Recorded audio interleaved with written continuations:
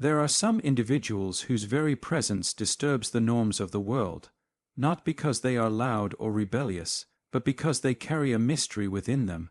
They don't quite fit in, and they don't care to. These are not ordinary people with extraordinary dreams. These are extraordinary souls born into ordinary surroundings, and most of them suffer silently, believing something is wrong with them. The first sign is that such people do not follow the herd. They are naturally detached from collective opinion. They might pretend for survival, but deep inside, they are never truly part of any groupthink. While others feel safe in agreement, these individuals often feel suffocated. They prefer solitude not as an escape, but as a return to their natural habitat. For them, being alone is not loneliness, it is alignment. Second, they possess a deep, untouchable inner world. Most people live externally, reacting to trends, people, and events. But rare individuals carry a universe inside. Their minds are like ancient libraries where symbols, memories, and dreams form the raw material of their identity. They're not just thinkers, they are explorers of the psyche. Their imagination is not childlike fantasy, it is spiritual architecture. Third, they recognize patterns where others see randomness. A coincidence to others is a message to them. A symbol in a dream is a compass. A brief conversation can reveal a life story. They are tuned into a frequency that does not play on the common channels. This ability often makes them feel misunderstood. But that's the price of vision. Clarity feels like madness to the blind. Fourth, they have a profound ability to understand others' emotional pain, especially the pain that is hidden. They don't look at people, they look into them. Without effort, they absorb what others suppress. They feel what's unsaid, and often they carry wounds that are not theirs. This sensitivity is not weakness. It is perception in its most evolved form, but it can be a heavy burden. Fifth, surface level living exhausts them. Small talk, fake smiles, meaningless routines. These things don't just bore them, they suffocate them. They crave depth like lungs crave air. They seek conversations that challenge the soul, art that awakens memory, and relationships that are real even in silence. Their restlessness is not dissatisfaction. It is the soul rejecting the ordinary. Sixth, they don't just live. They observe themselves living. They stand apart from their experiences, always analyzing, always reflecting. Pain becomes transformation. Joy becomes insight. Even in crisis, they are looking for meaning. The outer world may label them overthinkers, but what they're truly doing is decoding the unseen laws of their own existence. And yet here lies the paradox. They often feel broken because the world was not built for people like them. But the truth is, they are not broken. They are rare, and rarity is not a weakness. It is a responsibility. A candle in daylight is unnoticed, but in darkness it becomes a guide. If you recognize yourself in these signs, don't shrink. Don't try to be ordinary just to belong. Your soul was not built for sameness. It was carved by struggle, silence, and sensitivity into something irreplaceable. Some individuals are born with an inner compass that doesn't point toward popularity, acceptance, or conformity. It points toward truth, depth, and authenticity. From a very early age, they notice they're different. Not louder, not more visible, but inwardly detached, as if the collective world operates on a frequency they cannot fully join. These are the people who never quite manage to feel at home in social crowds. They may sit quietly at the edge of a group, observing more than participating, while others draw energy from shared beliefs, group activities, and common goals. These individuals feel drained by it. Not because they are antisocial, but because their soul is not built for imitation. It's built for individuation, the journey of becoming who they truly are, not what others expect. This detachment is not arrogance. It's not a rebellion against society for attention. It's a quiet realization, I don't belong here. Not because the world is bad, but because it is too loud, too chaotic, too superficial. Most conversations feel scripted. Most values feel borrowed. And most ambitions feel hollow. So they walk alone, and with that choice comes a weight. Isolation isn't glamorous. It's not poetic. It's heavy. There are nights when the silence echoes louder than words. Days when no one truly understands what they're thinking or feeling. People say you're too quiet, too sensitive, too serious. They wonder why you don't just join the crowd and smile like everyone else. But you can't fake connection. You can't pretend to belong just to fill space, because you know that a life of pretending is worse than a life of loneliness. This rare kind of detachment is actually a spiritual gift. It gives you space to observe what others miss. While they are lost in approval, seeking, you are watching, reflecting, learning. You notice how fear shapes behavior. You sense how groupthink crushes individuality. And you understand that freedom has a price, and that price is often loneliness. But over time, this loneliness transforms. It becomes solitude, and solitude becomes power. You begin to shape your identity not from trends or culture, but from truth. You stop chasing acceptance and start building self-trust. You stop fearing rejection and start embracing reality. You are no longer looking for people to agree with you. You are looking for people who can hear you as you are. And yes, the path is longer, and yes, you'll sometimes feel invisible, but here's the truth. The world doesn't remember the ones who blended in. It remembers those who walked alone long enough to become a voice others could follow. If you find yourself resisting the pull of the crowd, not out of ego, but out of necessity, don't question your instincts. You are not lost. You are becoming. You were never meant to fit in. You were meant to awaken. And that process requires the silence of the herd and the strength to walk beyond it. After walking away from the herd, something remarkable begins to unfold.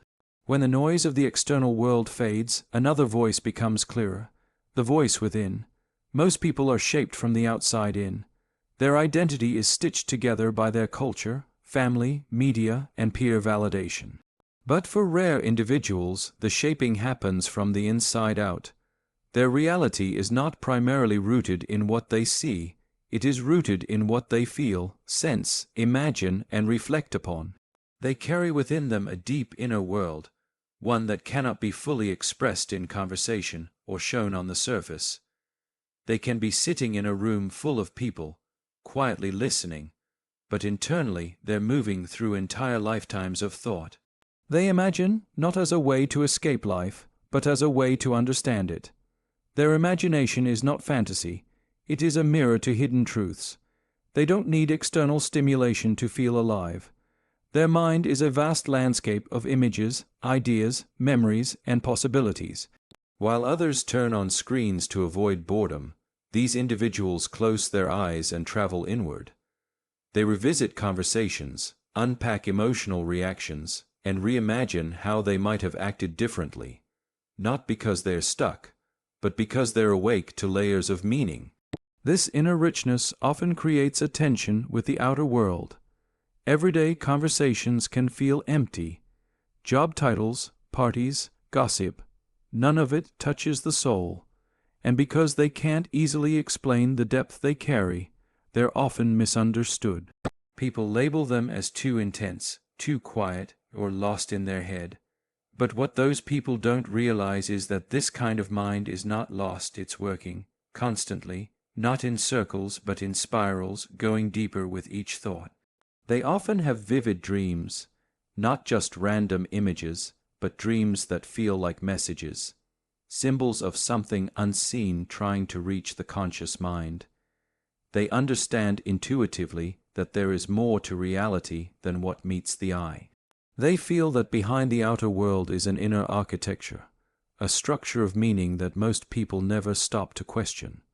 In this inner world, every emotion is a guide, every fear is a doorway, every pattern is a message. They do not chase distraction, they seek understanding. They want to know the why behind their behavior, the root behind their triggers, the origin of their longing. And this craving for depth can become their superpower if they learn how to balance it. But this is not always easy. The deeper the inner world, the more fragile one feels in shallow environments. There's a kind of emotional and psychological loneliness that comes from seeing so much while being surrounded by people who see so little. They may struggle with depression, not because they are broken, but because the weight of awareness can be overwhelming. They are not just reacting to life, they are digesting it on levels others can't perceive. And yet, if this inner world is respected, cultivated, and embraced, it becomes a source of unmatched strength. They become creators, writers, poets, healers, philosophers, thinkers, not always in public, but always in essence. They might not publish books or give lectures, but they are constantly in dialogue with life, constantly shaping a world view that is more honest, more nuanced, more real. They begin to find meaning in symbols, metaphors, and intuition. They begin to trust their gut over the crowd. They start to understand that the outer world is only one layer of truth. The rest lies beneath the surface. And as this realization deepens, they no longer feel the need to explain themselves to the world. They no longer crave validation, because they are nourished not by applause but by insight, not by attention but by clarity. If you recognize this in yourself, do not shrink. Do not suppress your inner world just to survive in a superficial one. That inner landscape you carry, it's a gift. It may isolate you for a while, but eventually it will guide you to those who speak your language, quietly, rarely, but truthfully. The world is noisy, but your wisdom is silent. Trust that silence, build from it. Let your imagination be your compass, not away from reality, but into its deeper layers. You are not too much. You are simply deeper than most are willing to go. The more you learn to trust your inner world, the more you begin to see the outer world differently, not as a flat, random stream of events, but as a living pattern, full of signs and mirrors. You start to notice things that others miss, a phrase someone repeats 3 times, a symbol that keeps reappearing in different places, a strange coincidence that feels more like a message than chance. These aren't accidents to you. They're not dismissed as just your imagination. You feel that everything is connected.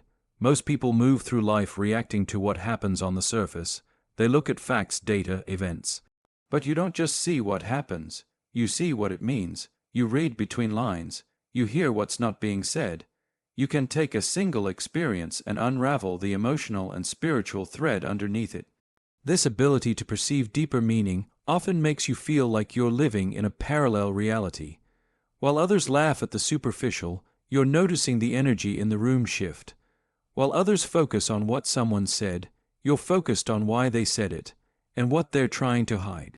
You are sensitive to symbolism, and your mind draws connections at an intuitive level that you often can't even explain logically, and that's okay, because not all truth wears a name tag. This isn't superstition. It's not paranoia. It's pattern recognition on a psychological and emotional level. It's a kind of inner intelligence, a symbolic thinking, that allows you to take fragmented moments and turn them into meaningful pictures.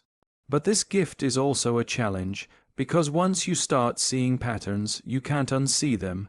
You start to notice the loops people live in, the stories they keep repeating, the wounds they cover with fake strength. And sometimes, you see the truth behind people who look perfect on the surface. You see manipulation. You see fear. You see cycles that go unbroken. And it becomes hard to participate in what everyone else calls normal. You begin to understand that most people are not living their lives.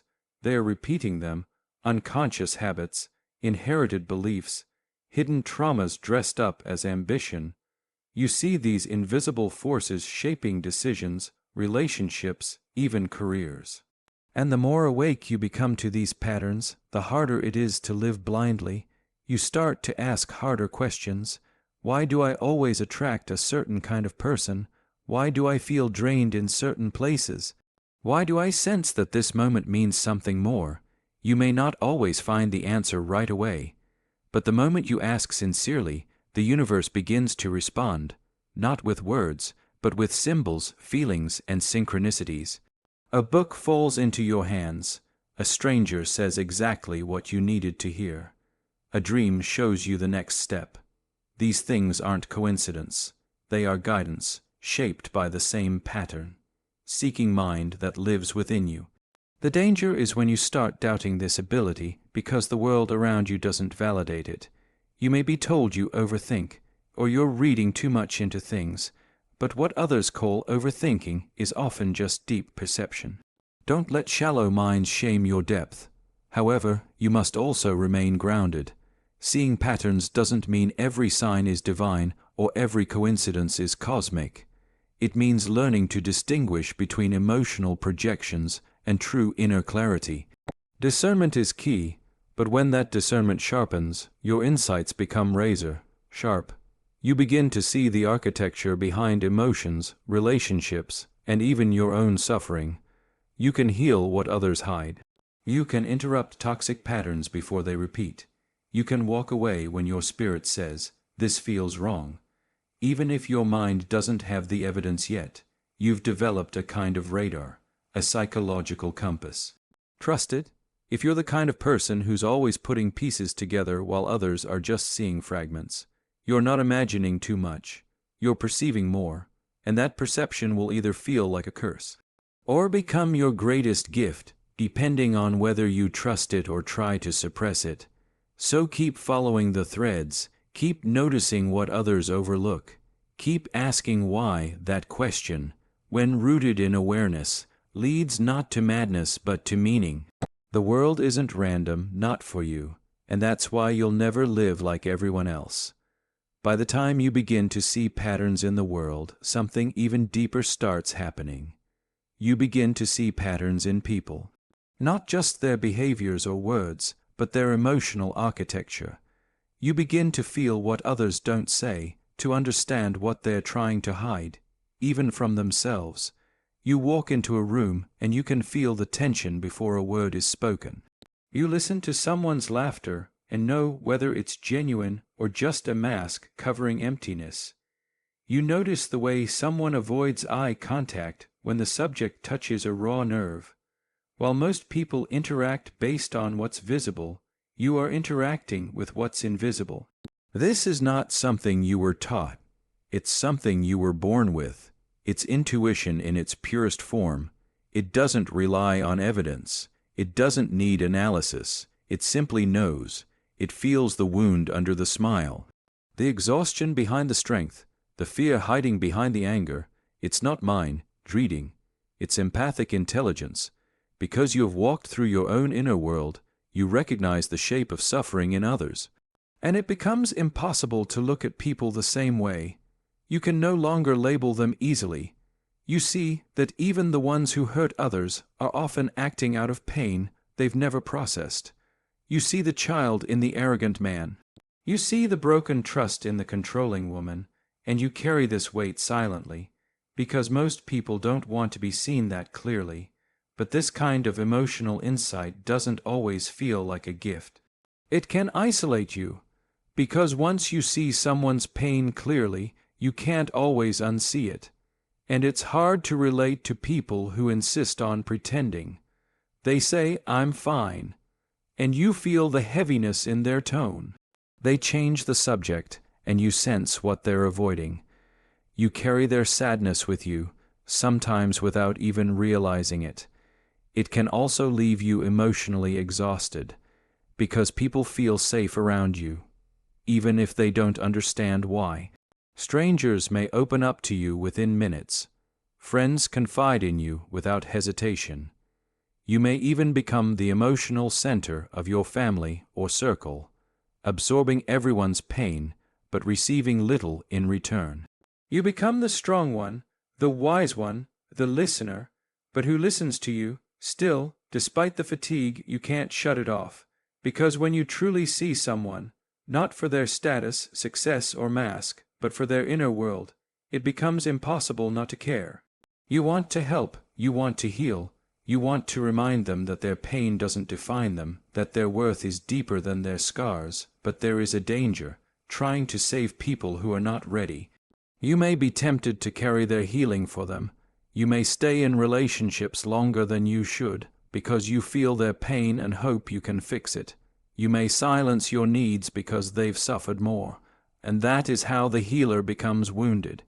So your task is this: understand others deeply without losing yourself. Recognize their pain, but don't become it. Offer your presence, not your sacrifice. Feel with them, but don't drown in them. Because the rarest souls are those who can stand in someone else's storm without becoming the storm. You are not meant to save everyone. You are meant to see clearly, to reflect truth, to offer a mirror, not a rescue. Healing begins when someone feels seen, not when they are fixed. And if you are someone who can see pain without judgment, who can feel emotions before they are expressed, who knows things about people they've never spoken aloud, understand this: you are not weak. You are tuned in to a level of human experience that most people will never access. That doesn't make you better, it makes you responsible. Use that gift wisely, because in a world full of masks, few things are more powerful than a soul who can see through them, with empathy, not ego. The more emotionally attuned and inwardly awake you become, the more your soul begins to reject anything that lacks substance.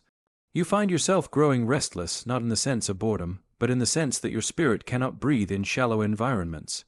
You sit at a dinner table where everyone's discussing trends, gossip, or sports scores, and inside you feel yourself fading. Not because you dislike people, not because you think you're superior, but because your depth is starving. You crave meaning, authenticity, vulnerability, but instead, you're surrounded by noise disguised as connection. You try to join in, to nod and smile, but your energy begins to drain, not physically, but spiritually. It's not that these topics are wrong. It's that they are too thin to hold the weight of your inner world. You don't want to know what someone does. You want to know who they are when no one's watching. You don't want another party.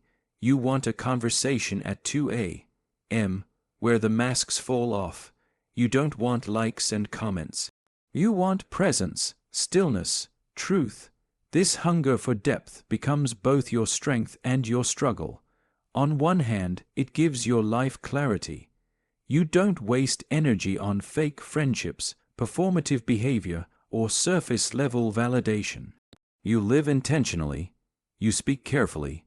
You choose your circle based on resonance, not convenience.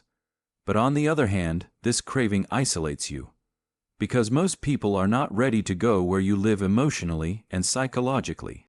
They find your silence intense, your questions uncomfortable, your presence, though calm, feels like a mirror they'd rather avoid, and so you feel like an outsider in rooms full of laughter.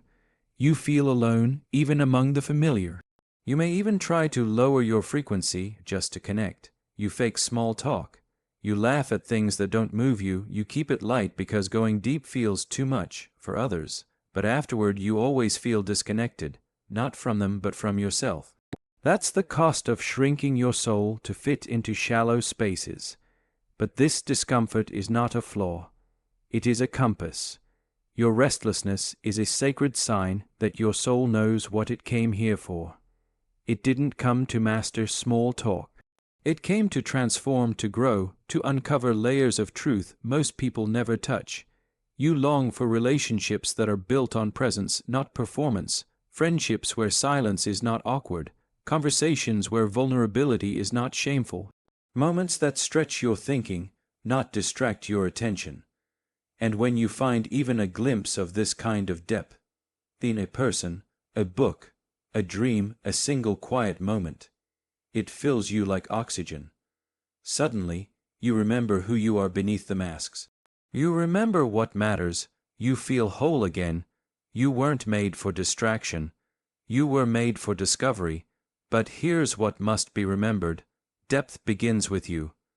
Before you can demand it from others, you must hold it within. You must be willing to sit with your own pain, question your own illusions, and dismantle your own ego.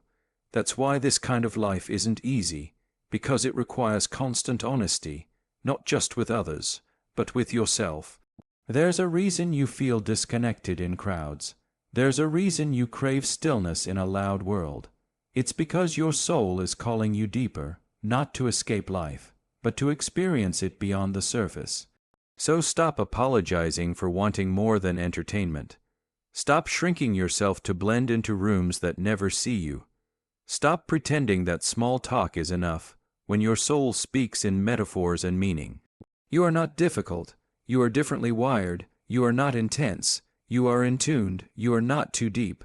The world has just grown too shallow, and if you hold on, if you stay honest, you will find others. Not many, but enough. The ones who don't fear the deep.